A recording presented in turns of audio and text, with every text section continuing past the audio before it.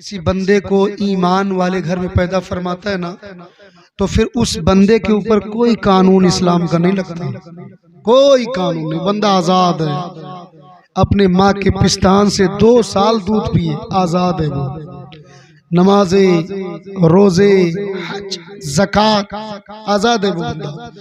मगर जैसे ही वो बंदा 4 साल 3 महीने 3 दिन का हो जाए तो बरेली का पठान कहता है, अदाए नकी अली खां है, किसी आलिम के पास इस बच्चे को ले जाओ, किसी मीठी चीज को ले जाओ, उस्ताज़े मोहतरम से या पीरे मुर्शिद से या वली कामिल से या मुर्शिदे बरहक के हाथ पर उस बच्चे का हाथ दो, मीठा पीर को खिलाओ, पीर उस बंदे को खिलाए, फिर पीर से कहिए कि मेरी औलाद की बिस्मिल्लाह खानी कराए। ये आला हजरत के बाप नकी अली खां का तरीका है। फिर इस्लाम का कानून कैसे लगेगा देखो तो सही। जब बंदा 7 साल का होगा, जब बंदा 7 साल का होगा ना, तो इस्लाम का कानून उसके ऊपर नहीं लगेगा, उसके ऊपर इस्लाम का कानून नहीं लगेगा, बल्कि इस्लाम उसके माँ बाप से कहेगा कि ये जो तेरा बच्चा है ना, अब तेरे ऊपर इस्लाम का कानून है कि तू अपने बच्चे को नमाज पढ़ने का ढंग, सलीका, तरीका बता और सिखा। वही बंदा अब जब 10 साल का होगा ना, तो फिर इस्लाम एक कानून उसके माँ बाप पर लागू करेगा कि अब तुम पर यह कानून लगता है कि अभी तक तो तुम्हें यह कानून दिया गया था कि तुम अपने बच्चे को नमाज पढ़ने का ढंग बताओ, नमाज पढ़ने का सलीका सिखाओ, नमाज पढ़ने का तरीका बताओ, मगर अब दूसरा कानून ये लग रहा है, अब इस बंदे के साथ सख्ती भी करो कि ये नमाज पढ़े, इस बंदे के साथ सख्ती करो। हमारा अमल वाला जो मैदान है ना, वो खाली है। हम कहने को तो बड़े बड़े हाफिज हैं, कारी हैं, आलिम हैं, पीर साहब हैं, बड़े बड़े हैं, मगर जो अमल का मैदान है वो इक्का दुक्का मिलेंगे ना, कारी साहब, ये इक्का दुक्का, और खुदा अमल वाले मैदान से मिलेगा। इल्म वाले मैदान से मिलता तो शैतान को सबसे पहले मिल जाता। अमल के बगैर कुछ नहीं होगा। हाँ, इल्म हो और इल्म के साथ अमल के मैदान पर बंदे को फतह हो, नुसरत हासिल हो, तो फिर वक्त का इमाम यूसुफ बनता है। अल्लाह अकबर कबीरा। बड़ी प्यारी बात। दूसरा कानून लगेगा 10 साल में माँ बाप के ऊपर। बंदा जब बालिग होगा, शरा कहती है, शरीयत कहती है कि मर्द 13 से 15 साल में बालिग होता है और औरत 9 से 12 साल में बालिग होती है। ये शरीयत का निजाम है, याद रखना। मर्द 13 से 15 साल में और औरतें 9 से 12 साल में, ये शरीयत है, कानून का बालिग हो जाती। अब इस्लाम क्या कहेगा?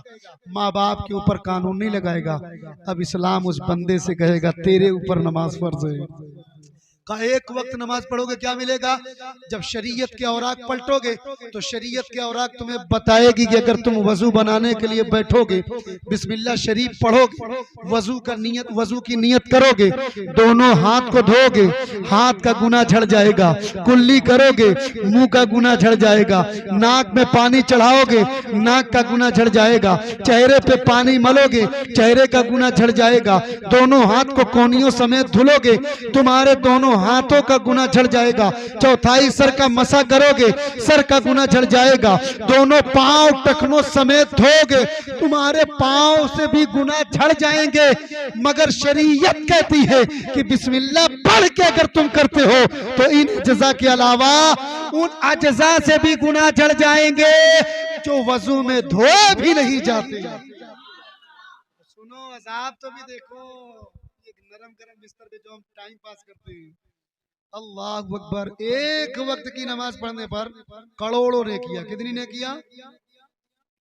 और अगर एक वक्त की नमाज बंदा छोड़ दे जानकर, वो फासिक मौली नहीं, जब तक तौबा न करे, अगर वो इमाम है तो उसके पीछे नमाज नहीं। अगर वो इतनी बड़ी दाढ़ी रखा है और कहे चांद देख लिया मैंने, मुहर्रम का माना ही नहीं जाएगा। शरीयत ने उसकी गवाही को तस्लीम ही नहीं किया है, वो जानबूझ के छोड़ने वाला। ये तो एहसान है इमाम आजम का। और इमामों के नजदीक एक वक्त की नमाज छूट जाने पर कुफ्र का फतवा है। ये तो हमारे इमाम का एहसान है कि नमाज अगर जानबूझ के भी छोड़ेगा बंदा तो फासिक होगा, तौबा करेगा तो फिर आ जाएगा ईमान वाले हॉस्टल में। प्यारे सुने, जैसे ही आप पैदा होंगे इस्लाम का एक कानून आपके ऊपर कौन सा लगेगा? ईमान का, कलमा कहो अल्लाह एक है। अब बंदा दिल से कहेगा, दिल से इकरार करेगा, अशहदु अल्ला इलाहा इल्लल्लाह व अशहदु अन्न मुहम्मदन अब्दुहु व रसूलुहु। जब कलमा पे उसका ईमान हो जाएगा ना, तो फिर कलमा उसको सिखाएगा। कलमा कहेगा कि अभी तुझे कुछ नहीं करना। कितने साल? 1 year, 2 year, 3 year, 4 years, 5 years, यानी 14 ईयर्स तक उसको कुछ नहीं करना, यानी 15 साल तक उसको कुछ भी नहीं करना। जब वो 15 साल में दाखिल होगा ना, तो इस्लाम का कानून कहता है अब तुझे कलमे की हुदूद से निकाल कर नमाज के हुदूद में डाला जा रहा है। और ये इस्लाम की बुनियादी बातें हैं, इस्लाम की बुनियादी चीज है। मुसलमान को यही नहीं पता। हम में जितने लोग बैठे हुए हैं, जिनका ताल्लुक इन लोगों से है, मौलवी लोगों से है, ये पीर साहब से है, वो लोग हाशा कल्ला जानते होंगे, वरना जितने लोग बैठते हैं बुनियादी इस्लाम नहीं जानते। हमारे बच्चों को कटिंग पता है, हमारे बच्चे को शराब का नाम पता है, हमारे बच्चे को जुआ खेलने का तरीका पता है, हमारे बच्चे को ये नहीं पता है कि बुनियाद इस्लाम कितनी है। 5 अल्लाह अकबर। ओ मेरे कौम के नौजवानों, अब एक नया ड्रामा चला यार माना जी, मैच वगैरह में ये बैटिंग और बुकिंग क्या करते हैं, ड्रीम 11 करके गेम आया है कारी साहब किबला, उसमें इतनी नुहूसत है, शायद आपने सूरह मायदा नहीं पढ़ा, कभी आप लोगों ने पढ़िएगा। या अय्युहल्लज़ीना आमनू इन्नमल खमरु वल मैसरु वल अंसाबु वल अज़लामु रिजसुम मिन अमलिश शैतान फज्तनिबूह। ये रिजस जो है ना, ये पखाना, निजासत, गिलाजत किसका? शैतान का। क्या फरमाते फुकाहा? फरमाते हैं जो जुआ खेले ना, जुआ ना खेले, जुआ किसी तरीके का हो जिसमें पैसा इन्वेस्ट होता है ना, कम ज्यादा होने का होता है ना, वो जुआ है, समझे कि नहीं? वो आप चाहे बैकिंग से करें, बुकिंग से करें, ड्रीम 11 से करें, या खुद खेल के करें। क्या फरमाते फुकाहा? फरमाते उसके ऊपर अल्लाह का अज़ाब ये आएगा कि वो जब भी मरेगा ना, उससे पहले उसका ईमान छीन लिया जाएगा। बड़ा अज़ाब। जो जुआड़ी है वो सच्ची तौबा करें। और सुने, अगर वो जुआड़ी पैसा जीत कर लाए और खाए, तो अल्लाह का कुरान क्या कहता है? रिजसुम मिन अमलिश शैतान, वो शैतान का पखाना, टॉयलेट, निजासत, गिलाजत, नहूसत लेकर आता है, वही खाता है। अल्लाह अकबर। और फुकाहा फरमाते अगर वो जुआ खेले और जुआ खेल के रिटर्न बैक हो और वो मस्जिद में जाए, वजू बनाए, तो अपने हाथ और पांव को पानी से नहीं धोता, वो बल्कि खिंजीर के खून से अपने हाथ और पांव। अल्लाह अकबर। और मुहिब्बे गिरामी, ये दर्द है, ये जो मेरा दर्द है आपके वाले से। हमारी कौम को अल्लाह ने क्या कहा मालूम है? अल्लमल इंसान मा लम यालम। किंग ऑफ तालीम थे आप, लोग आपसे सीखते थे। और आज क्या है? कबाड़ बिन रहे मुसलमान मुर्गी बेच रहे हैं, मुसलमान बालू बेच रहे हैं। मुसलमान क्या बेचा करते थे बताऊं? शोएब अलैहिस्सलाम दही और मक्खन बेचा करते थे। मूसा अलैहिस्सलाम लकड़ी की सुलेमान हजरत नूह अलैहिस्सलाम लकड़ी की तिजारत करते थे। मूसा अलैहिस्सलाम बकरियों के रेवड़ के ताजिर थे। हजरत इब्राहिम खलीलुल्लाह हीरे जवाहरात के ताजिर थे। और मेरे आका मोहम्मद रसूलुल्लाह उस वक्त अरब की जो सबसे कीमती हीरे जवाहरात थे, जिसे लालो गुहर कहा जाता था, उसे मेरे आका मक्का से उठाते, मदीना से उठाते। कभी मुल्क शाम फरोख्त कर रहे हैं, कभी मुल्क यमन फरोख्त कर रहे हैं, कभी मुल्क मिस्र में फरोख्त कर रहे हैं। मेरे आका की तिजारत देखकर वक्त की मलिका खदीजतुल कुबरा ने आपकी सदाकत पर अपनी जवानी को निछावर करके अरीजा पेश किया, कहा मैं इस मर्द हक से निकाह करनी चाहती हूँ। ये तुम्हारे नबी का तरीका। मुसलमान कारी सब कहता है कोई काम ही नहीं है, और सबसे खराब जो पोजीशन हमारी है, क्या करोगे पढ़ लिख के? कुछ नहीं होगा। काम मुसलमान को नौकरी वोकरी मिलती नहीं। पढ़ाई वो चीज है ना, तालीम वो चीज है, खुदा की कसम तुम तालीम जब हासिल कर लोगे, तुम ग्रेजुएट हो जाओगे। ये जो मामा लोग आते हैं ना, डकैत लोग, जो एक चंद पैसों में बिक जाते हैं। तो जब ये आएंगे तुमको देख के कट जाएंगे। अभी जैसे ये आते हैं, मामा लोग आते हैं, लोग कट जाते हैं ना, ये छोटा सा 151 धारा है, ये भागो भागो नहीं जेल चले जाएंगे। ये तालीम ना होने की वजह से, वरना 151 धारा की कोई औकात नहीं। संविधान पढ़ो भैया, तालीम हासिल करो। और सुनो, अल्लाह ने तुम्हारे लिए इल्म का खजाना खोला है, इल्म का खजाना। सूरह इक़रा पढ़ो ना, अल्लमल इंसान मा लम यअलम, और हमने इल्म का खजाना खोल दिया। अल्लाहु अकबर कबीरा।